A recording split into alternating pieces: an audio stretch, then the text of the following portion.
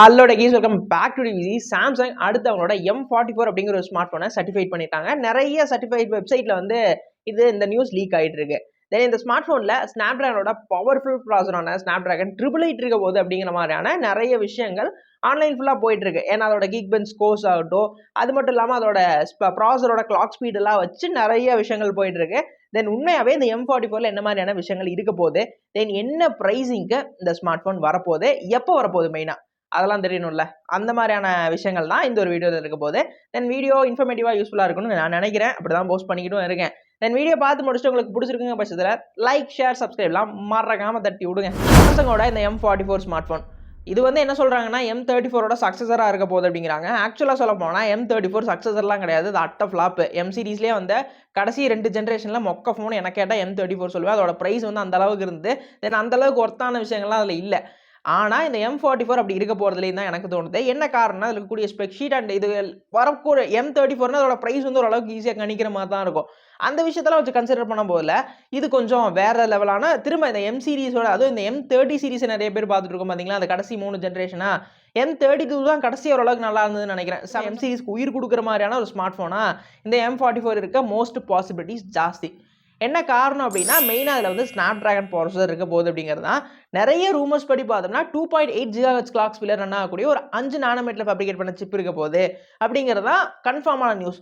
But 5 நானோமீட்டரில் நிறைய chip இருக்கே, 2.8 GHz clock ஸ்பீடில் ரன் ஆகக்கூடிய சிப்ஸ் நிறைய இருக்குது. ஏன்னா டிமென்சிட்டி பக்கமும் அந்த மாதிரி ப்ராசஸ் இருக்குது, ஸ்னாப்டிராகன்லேயும் 2 ப்ராசஸ்லாம் அந்த மாதிரி இருக்குது. அப்போ எது வரப்போகுது அப்படிங்கிற ஒரு கன்ஃபியூஷன் இருக்குது.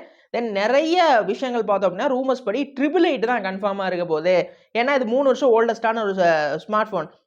தென் இப்போ பார்த்தீங்க அப்படின்னா சாம்சங்கோட S21 FE வந்து ரீலான்ச் பண்ணாங்க 888 வெர்ஷனை. மோஸ்ட் அது சக்ஸஸராக இருக்கிறதுக்கு பெயின் காரணம் இருக்கும். அது இந்த 30,000 ரூபாய்க்கு இப்போ ஃப்ளிப்கார்ட்டோட சேல் பண்ணாங்க பார்த்தீங்களா, அது வந்து கண்டிப்பாக ஒரு செம்ம டீலாக வந்து நிறைய பேர் சஜஸ்ட் பண்ண டீலாகவும் இருந்தது. நான் கூட என்னோட வீடியோஸில் சஜஸ்ட் பண்ணியிருந்தேன்.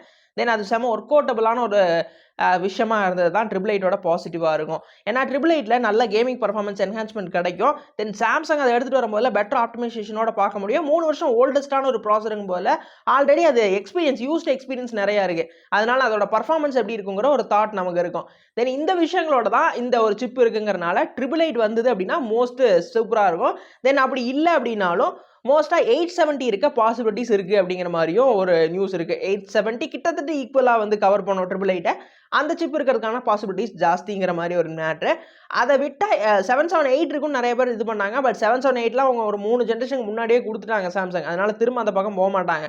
870 இல்லை அப்படின்னா 888 இருக்கிறதுக்கு தான் பாசிபிலிட்டிஸ் ஜாஸ்தி. இன்னும் நிறைய ரூமர்ஸில் டெமென்சிட்டியோட 1300 இருக்க சான்ஸ் இருக்குது அப்படிங்கிற மாதிரி. எனக்கு தெரிஞ்சு டெமென்சிட்டி பக்கம் போக மாட்டாங்க. எக்ஸினோஸ் போவாங்க, இல்லை ஸ்னாப்டிராகன் தான் போவாங்க. டிமென்சிட்டி பக்கம் போகிறது, அது இந்த செக்மெண்ட் M சீரிஸ்க்கு போகிறது கொஞ்சம் கஷ்டம். ஏன்னா இவங்க ஒரு ஃபார்மெட் வச்சுருக்காங்க சாம்சங் ஃபோன்ஸ்க்குன்னு, ஆனால் ஒரு ஃபார்மெட் இருக்குது. தென் அப்படி பார்க்கும்போதில் இதில் ஸ்னாப்டிராகனோட 870 இல்லைனா 888 வரதுக்கு பாசிபிலிட்டிஸ் ஜாஸ்தி அப்படிங்கிறது தான் வந்து கன்ஃபார்மான ஒரு மேட்டராக இருந்தது. தென் மற்ற ஸ்பெக் அப்படின்னு பார்த்தோம்னா யூனிக்காக சொல்கிற மாதிரி தாங்க.